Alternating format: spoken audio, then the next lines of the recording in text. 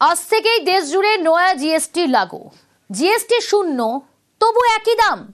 পুরনো দামেই দুধ পনির বিক্রি। দুধ পনির সহ দুগ্ধজাত দ্রব্যে জিএসটি শূন্য, তবু বহু দোকানে পুরনো দামে বিক্রি। তো এখনো পর্যন্ত কমেনি, যা প্রিন্ট আছে ওটাই এসছে। নতুন প্রিন্ট যতক্ষণ না আসবে আমরা তো বলতে পারছি না, যেরকম আসবে সেরকম আমাদের দিতে হবে। কোনো কিছুই হয়নি পনির বা না না না না এখন আমার কাছে এসে পৌঁছায়নি নতুন প্রিন্ট। সব যেরকম কদিন কালকে যা প্রিন্টে বিক্রি করছিলাম আজকেও তাই একই প্রিন্টে বিক্রি করছি।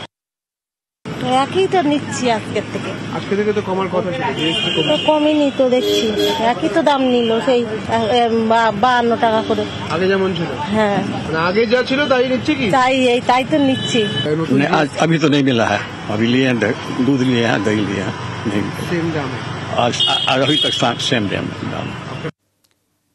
সুদীপ্ত রয়েছে সরাসরি। সুদীপ্ত, আজ থেকেই গোটা দেশ জুড়ে নয়া জিএসটি লাগু, তাহলে নয়া জিএসটির পরও দাম কমলো কই?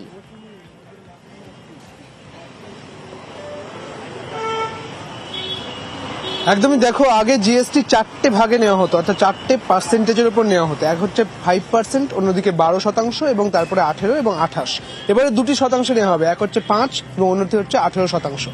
কিন্তু যেটা দেখা যাচ্ছে যে দুগ্ধজাত দ্রব্যের ক্ষেত্রে যা আগে 12% ছিল, এখন সেটা কমে 5% হওয়ার কথা ছিল জিএসটি।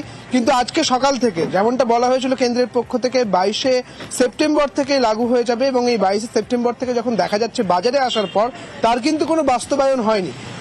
দুগ্ধজাত দ্রব্যের ক্ষেত্রে যেটা দেখা যাচ্ছে যে যেখানে 12% জিএসটি ছিল এখন 5% হয়েছে। সেক্ষেত্রে পুরনো দাম এবং নতুন দাম একেবারে ট্যাগ করে রাখার কথা ছিল, সেই রকম কিছু দেখা যাচ্ছে না।